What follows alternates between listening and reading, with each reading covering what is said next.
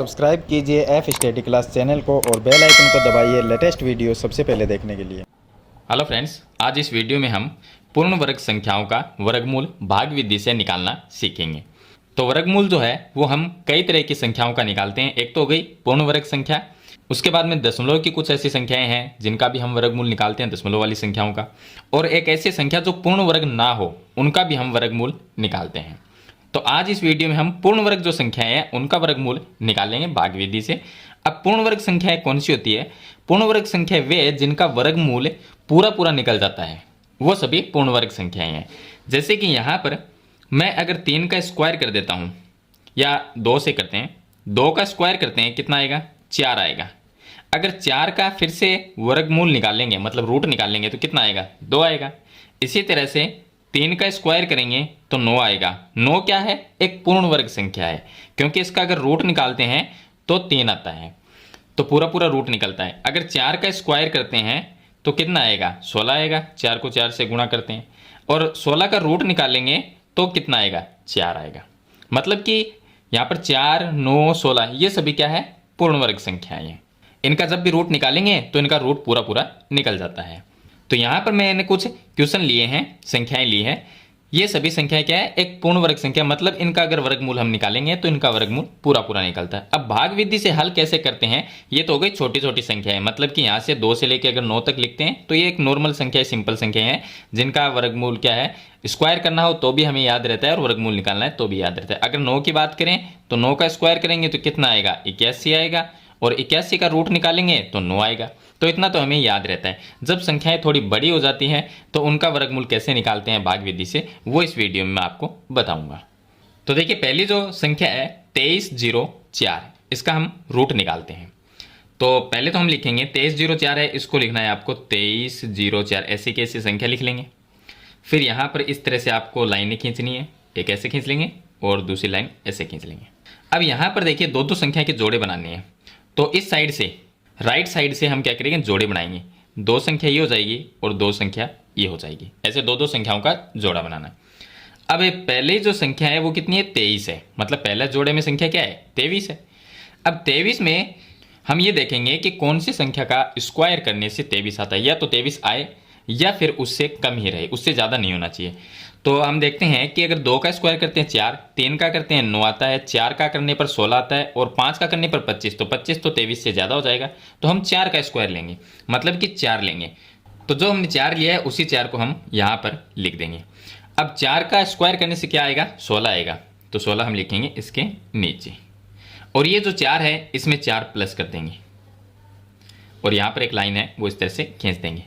अब देखिए 4 में 4 को जब जोड़ेंगे, चलिए इससे पहले मैं बताता हूँ, यहाँ पर 23 माइनस 16 करेंगे, 7 आ जाएगा, और आगे वाली संख्या 0, 4 है, मतलब पूरा पूरा जो जोड़े में संख्या होती है वो पूरी पूरी लिखनी होती है।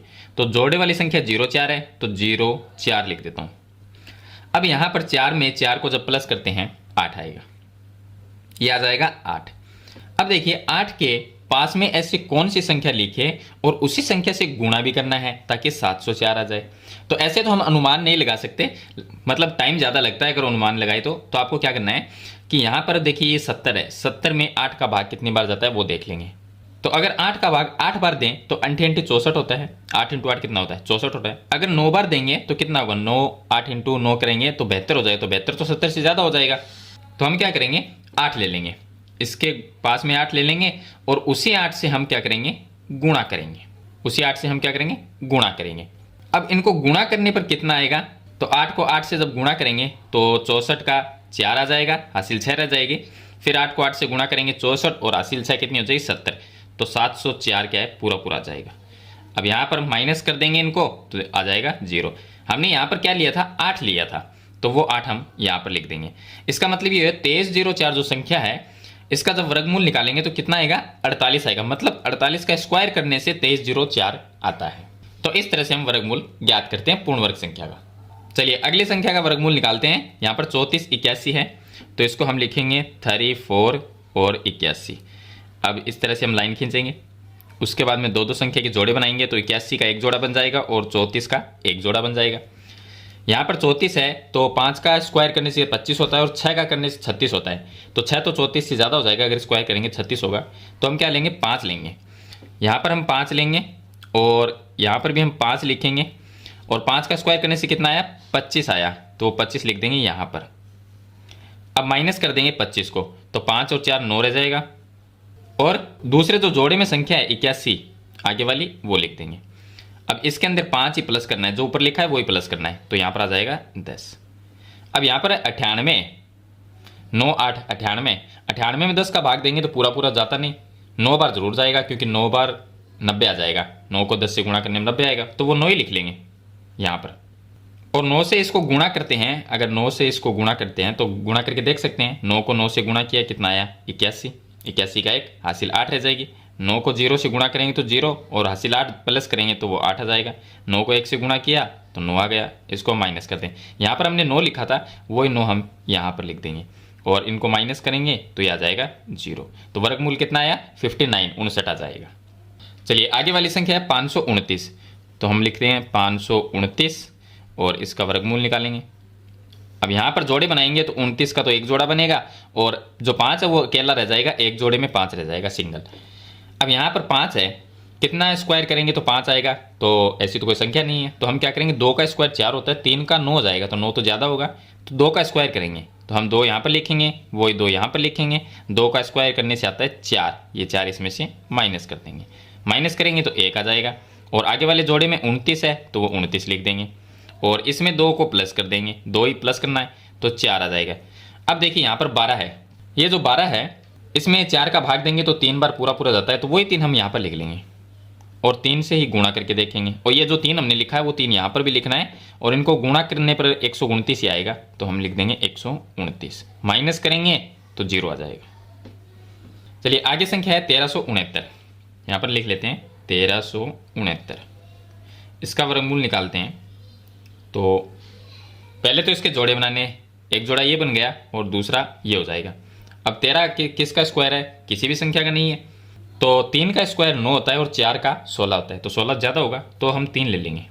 3 का स्क्वायर कितना होगा, 9 होगा और 3 ही वो यहाँ पर लिखेंगे। अब इसको माइनस कर देते हैं, माइनस करेंगे तो 13 माइनस 9 करेंगे तो ये आ जाएगा 4 और ये 69 है वो इसके आगे लिख देंगे।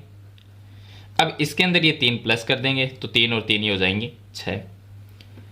अब 6 का भाग यहाँ पर 46 में देखते हैं कितनी बार जाएगा, तो 6 इंटू 6 तो होता है 36 और 7 को गुणा करके देखते हैं तो 7 से 42 होते हैं और 8 से करते हैं तो 48 तो ज़्यादा हो जाएंगे, तो यहाँ पर हम 7 लेंगे और ये 7 हम यहाँ पर लिख देंगे और इसी 7 से गुणा करके देखते हैं तो कितना आएगा, 469 ही आएगा और इसे हम माइनस कर देंगे तो ये आ जाएगा 0।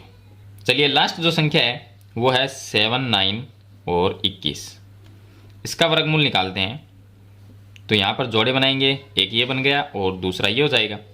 अब 7 9 है, ये कब आएगा, कौन सी संख्या का स्क्वायर करने से आता है, तो ये देखते हैं। तो 8 का स्क्वायर तो होता है 64 और 9 का कितना होगा, 9 का स्क्वायर हो जाएगा 81, तो 81 तो होगा ज़्यादा, तो हम क्या करेंगे 8 ही ले लेंगे। 8 का स्क्वायर कितना होता है, 64 होता है और वही 8 हम यहाँ पर लिखेंगे और ये माइनस करेंगे, तो माइनस करेंगे 9 माइनस 4 करेंगे तो ये 5 आ जाएगा और ये 1 आ जाएगा। आगे वाले जोड़े में 21 है तो ये लिख देंगे 21 और इसमें 8 को प्लस करेंगे, 8 प्लस 8 ये 16 यहाँ पर लिख लेंगे। अब इसके आगे संख्या भी लिखनी है, थोड़ी जगह रखनी है ताकि आगे एक संख्या लिखी जाए। अब 16 का भाग यहाँ पर है 15, तो 15 में तो हमें पता है जाता नहीं, 152 में देखेंगे। तो 16 का भाग इसके अंदर 9 बार जा सकता है क्योंकि 10 बार देंगे, अगर 10 बार भाग जाता है तो 160 होते हैं, तो 152 से तो 160 ज़्यादा है, तो 9 बार जरूर जाएगा और 9 से ही हम इसको गुणा करके देखेंगे और जो 9 है वो यहाँ पर भी लिखना है। अब देखिए गुणा करेंगे तो 1521 ही आएंगे, तो यहाँ पर हम लिख देंगे 1521, पूरा पूरा ही लिख देते हैं क्योंकि ये सभी पूर्ण वर्ग संख्या है, मैंने आपको पहले ही बता दिया। हल करने का तरीका बता रहा हूँ मैं आपको, और इसको माइनस करेंगे तो ये आ जाएगा 0, तो इसका वर्गमूल कितना होगा, 89 89 हो जाएगा। तो इस तरह से आप भाग विधि से पूर्ण वर्ग जो संख्याएं हैं उनका वर्गमूल आसानी से निकाल सकते हैं। तरीका मैंने आपको बता दिया किस तरह से निकालना है। और लास्ट में मैं आपको एक चीज़ और बता देता हूँ, जिस संख्या के लास्ट में 2 3 7 और 8, मतलब ये इकाई का अंक हो, लास्ट में क्या हो 2 3 7 8, अगर किसी भी संख्या के लास्ट में है इकाई का अंक, तो वो एक पूर्ण वर्ग संख्या नहीं होती। यहाँ पर कोई भी संख्या आप देख सकते हैं, इसके लास्ट में देखिए 2 3 7 8 में से कोई नहीं है, यहाँ पर भी 2 3 7 8 में से कोई नहीं है, इसमें भी 9 है लेकिन इनमें से कोई संख्या नहीं है, इसके भी लास्ट में 9 है, इसके लास्ट में 1 है। तो ये सभी पूर्ण वर्ग संख्या है और जिसके लास्ट में इकाई का अंक ये आ जाएगा वो पूर्ण वर्ग नहीं होगी। वो हम कभी नेक्स्ट वीडियो में बात करेंगे जिसमें मैं आपको ये बताऊंगा जो संख्या पूर्ण वर्ग नहीं है उनका वर्गमूल कैसे निकालते हैं। तो मेरे ख्याल से आप पूर्ण वर्ग संख्याओं का वर्गमूल निकालना भाग विधि से सीख गए होंगे। फिर भी इसके बारे में कोई सवाल या सुझाव है तो कमेंट बॉक्स में जरूर लिखना। वीडियो पसंद आए तो लाइक और शेयर जरूर कर देना। इस चैनल पर नए तो सब्सक्राइब करना। हम मिलते हैं नेक्स्ट वीडियो में, तब तक के लिए थैंक यू।